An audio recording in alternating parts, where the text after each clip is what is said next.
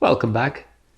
Right, so I told you about my little bit of past experience, and now I want to talk about how the religions and this internal energy that we possess is one and the same thing. I don't think you need to be religious or an atheist to believe in this. It doesn't matter if you're religious or if you're not, because it's the same thing. After studying the 4 or 5 big religions that exist in our society or civilization at the moment, I realized that they have certain things that are extremely similar. So, for example, all of them say that God is the Alpha and Omega, which means that God was here from the beginning of time and will be there until forever. God exists and that's it.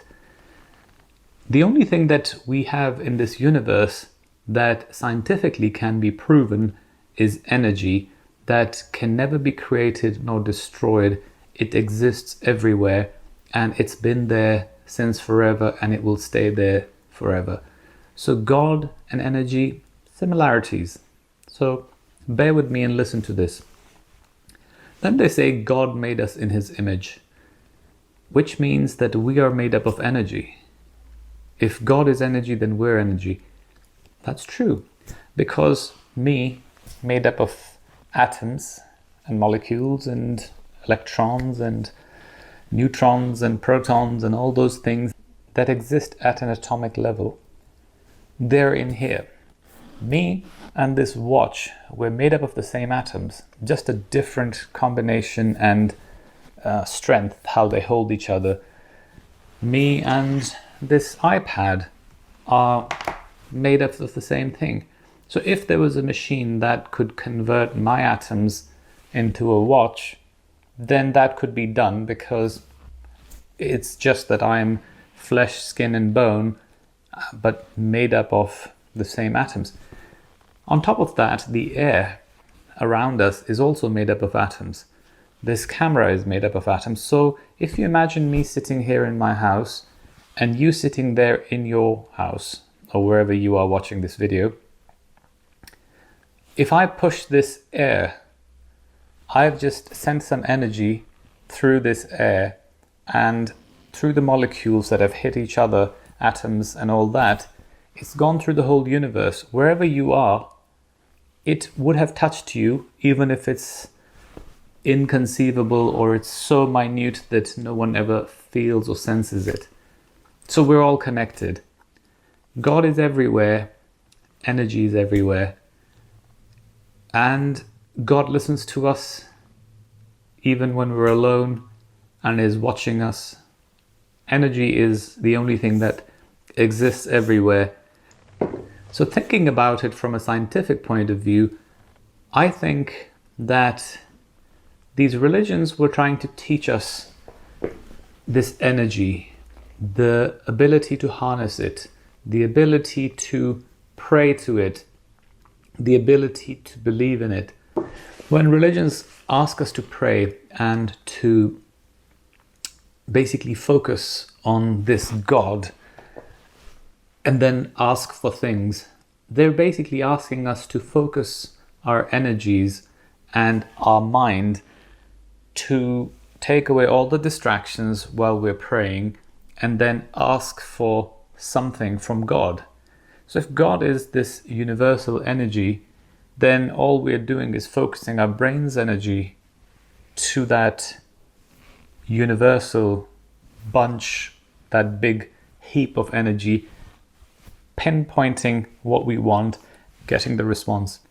So I think when I was a child, that's what I used to do. I would lay in bed and I would focus and think about the exact thing that I wanted. And as a result, the universe, the energy that's rewarded me and sent those things to me that I wanted and asked for. So whether you're religious or not, and it doesn't matter which religion you believe in, you can harness your energy and you can make it work for you and do things for you, because there is abundance of energy. I mean, think of an atomic bomb. A tiny atom can be split and it can destroy cities. So we are made up of millions, billions, trillions of atoms. So we have so much energy within us that we could take out a whole country, but we just don't know how to harness it. And this may all sound very wishy-washy and out there, but scientifically it's there. We know electricity, for example, we can't see it, but we can feel it when we get an electric shock. And it's all a matter of passing energy through a cable. The electrons flow and provide energy to the other end of that path. So if we can pass this same electricity from our mind, because our brain has electromagnetic and all kinds of waves and energies, then we can pass it through the universe and make things happen. When someone says, I was thinking of you and you were thinking of me, oh, we are so connected. And it's just very simple. You focused your energy, you sent it through the air, the walls, the universe to that other person. Their brain's antenna radars picked it up, and we're like, wow, this is something magical. It's not, it's just scientific. And for some people who don't believe in these things, I think it's probably harder for you to harness your energy because you have to really believe in it. And I think that's where religions come in, because they create this firm belief into the existence of God who can grant our wishes. And that basically is what I'm trying to explain, but in a slightly different way, more scientific. One of the most important things that allows you to focus your energy and harness the power that we all possess is concentration and 100% belief in that this will happen, it will work. If you believe in it 99% and there's 1% doubt, it's not going to work. So I think where religions help, and you can use your religion if you believe in something, is to focus on that God and ask for whatever you want. And I think we all have this little bit of shame within us. We're ashamed of asking for things because the society and the culture has made us believe that we shouldn't be asking for things. We should be content with what we have. But there is abundance of everything on this planet. We have more food than human beings. I mean, there are hundreds of thousands of tons of wheat that's destroyed every year because it is surplus production. And now you're going to wonder why there are people starving, but it's because it's being produced in one part of the world and not being shipped to another and things like that. Completely different subject. I'm sure there are plenty of videos you can go and watch about it. But in reality, there is everything that you could possibly want, enough for everyone. So don't feel ashamed in asking for things that you want, because the universe, God, whatever it is, will grant you your wishes. Like I said, I came from a very, very poor, very humble background, and we didn't really have much. I worked hard and I used my energy and achieved so many things in life.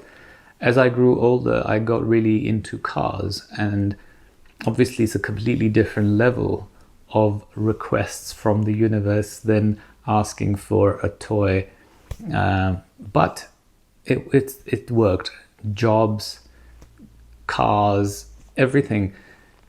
What I would highly recommend to all of you practicing this is to keep in mind this thing which says, please grant me my wish if it's good for me, because the universe does not care what the impact of it will have on your life, whatever wish you're granted.